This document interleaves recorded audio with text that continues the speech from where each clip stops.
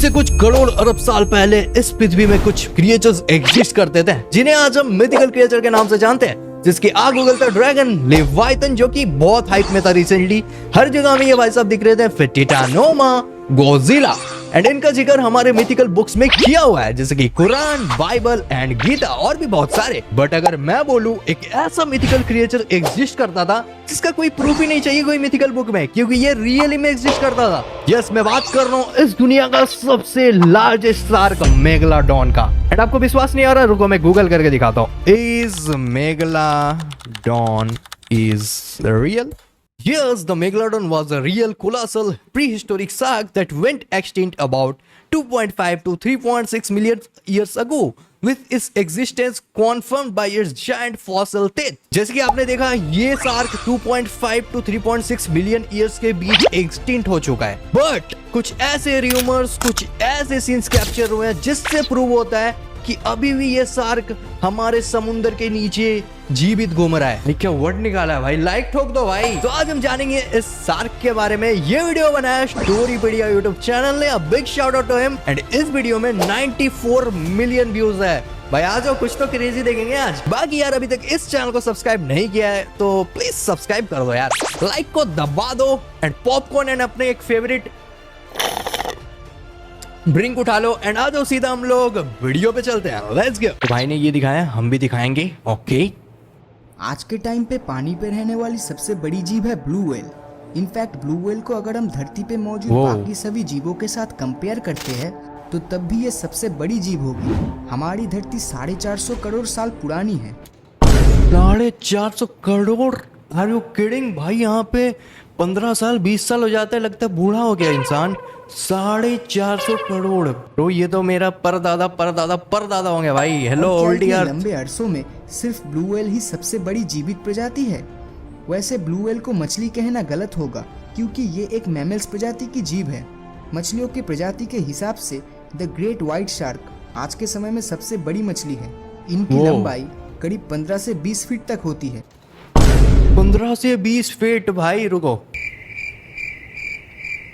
भाई, मेरे रूम का रूफ का एंड ऊपर का फ्लोर का भाई शायद से 15 मीटर होगा। मतलब बहुत बड़ा है, बहुत बड़ा है। लेकिन जैसे आज से लाखों साल पहले धरती पर डायनासोर एग्जिस्ट करता था, ठीक उसी तरह एक शार्क की प्रजाति भी अतीत में मौजूद थी। yes, और उसका नाम था मेगालोडॉन। मेगालोडॉन आज से लगभग 30 लाख साल पहले समुद्र पे राज करते थे। इसकी लंबाई 60 फीट और इसका जबड़ा करीब 3 मीटर का होता था। 60 फीट? एक सेकंड, मैं ना देखना चाह रहा हूँ एक एवरेज ब्लू व्हेल का कितना साइज है। नॉर्मल ब्लू व्हेल का साइज ही देखो 80 to 90 फीट होता है, ऑलमोस्ट एक ब्लू व्हेल का साइज का शार्क गाइस। तो गाइस देखो, एक नॉर्मल शार्क का अभी जो व्हाइट शार्क है वो सबसे बड़ा शार्क है अभी वर्ल्ड में, ये है वो, ठीक है। अब इसका 10x कर दो भाई, इतना बड़ा शार्क था मेगलाडॉन, जो कि एक इंसानी शरीर से काफी ज्यादा बड़ा था। मेगालोडॉन के इस जबड़े में लगभग 270 नुकीले दांत थे।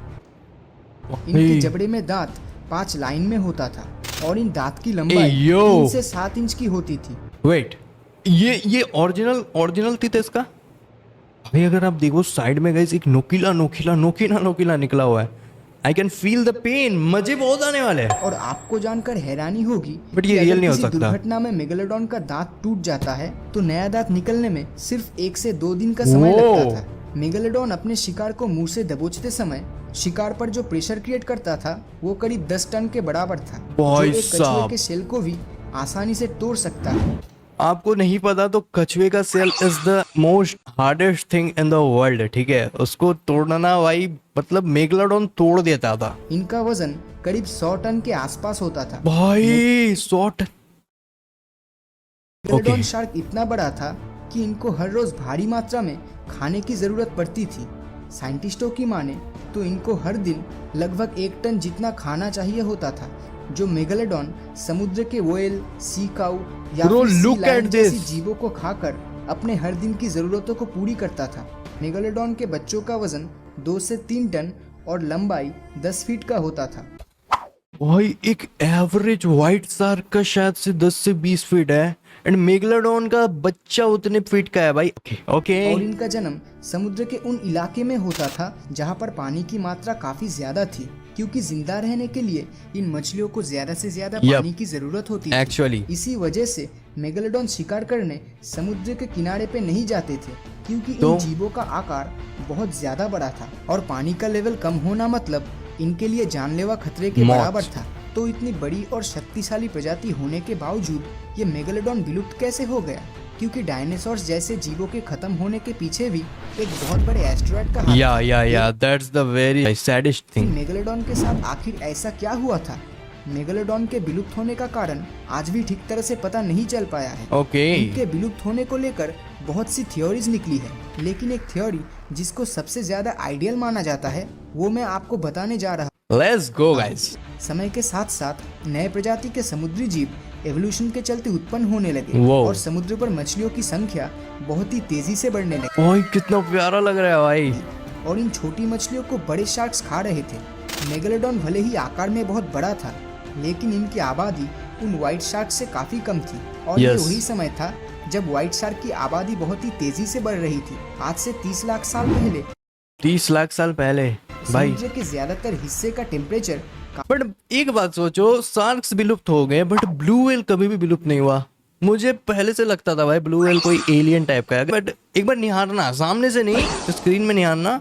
ऐसा नहीं कि पैसिफिक ओशन में जाके कूद जाओ, ऐसा भी तुम कूदने नहीं वाले हो, बट ठीक है फिर भी बोलने का फर्ज बनता है मेरा। जब व्हाइट शार्क की आबादी बहुत ही तेजी से बढ़ रही थी। आज से 30 लाख साल पहले समुद्र Yeah. के ज्यादातर हिस्से का टेम्परेचर काफी ठंडा था और इन मेगालोडॉन के जिंदा Yes. रहने के लिए वार्म वेदर कंडीशन ही आइडियल था, क्योंकि इन मेगालोडॉन के लिए दैट्स द आइस एज। ठंडे इलाके में जिंदा रहना काफी ज्यादा मुश्किल था। Yes. इसलिए जैसे जैसे ठंडी बढ़ती गई ये मेगालोडॉन समुद्र के गर्म इलाके में चली गई, लेकिन वो मछलियां तो उस ठंडे इलाके में ही रह गई। उनको खाने का दिक्कत हो गया अब मुझे जैसे लग रहा जैसे है। ठंडी बढ़ती गई ये मेगालोडॉन समुद्र के गर्म इलाके में चली गई, लेकिन वो मछलियां तो उस ठंडे इलाके में ही रह गई। यस, खाने का दिक्कत हुआ होगा। और उस समय गर्म इलाके में बहुत ही कम छोटी मछलियां हुआ करती थी, मतलब मेगालोडॉन प्रजाति के लिए खाना कम पड़ रहा था और मेगालोडॉन को भूख लगने पर ये अपनी Yes. ही प्रजाति के छोटे बच्चों को भी खा लेती थी। क्या?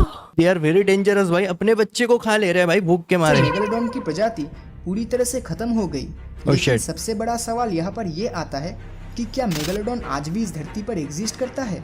क्योंकि पिछले कुछ साल में ऐसी घटनाएं घट चुकी है कि मेगालोडॉन के विलुप्त होने के बाद पर भी एक बहुत बड़ा सवाल खड़ा करता है। 1875 में हुए एक समुद्री यात्रा में मेगालोडॉन के 2 दांत पाए गए थे। ओके, ये रियल दांत है डूड, मुझे लगा नकली है भाई। जिनकी कार्बन डेटिंग से ये पता चला कि ये दांत शायद 10,000 साल पुराना हो सकता है। लेकिन ओके देखो 10,000 साल भी बहुत होते हैं, बट 80 लाख साल 450 करोड़ से तो भाई कम ही है, तो मान सकते हैं। मेगालोडॉन तो लाखों साल पहले ही विलुप्त हो चुका है, फिर ये दांत कैसे सिर्फ 10,000 साल पुराना हो सकता है? इसके अलावा 2009 में हिस्ट्री चैनल के एक डॉक्यूमेंट्री में गल्फ ऑफ कैलिफोर्निया में एक शार्क मछली को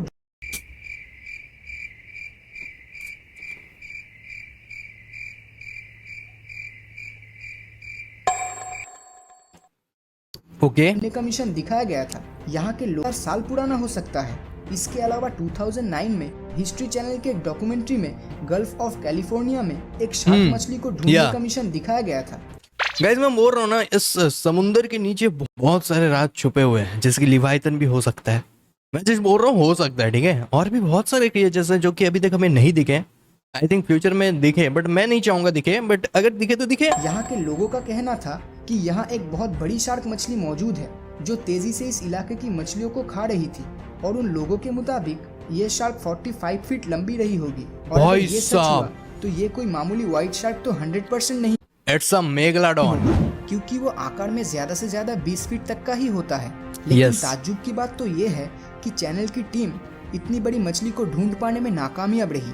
मेगालोडॉन के अस्तित्व को लेकर आज भी साइंटिस्टों भाई ये बहुत बड़ा है, अगर रहता तो दिख ही जाता ना। के बीच में मतभेद है, लेकिन ज्यादा लोग इस बात पे अग्री करते हैं कि मेगालोडॉन लाखों साल पहले ही विलुप्त हो चुका है। और इन कुछ सालों में हमें दुनिया भर में मेगालोडॉन से जुड़ी जितनी भी घटनाएं सुनने को या फिर इंटरनेट पर ये इमेजेस देखने को मिली है, वो सब या तो फेक है, नहीं तो लोगों का वहम है और कुछ नहीं।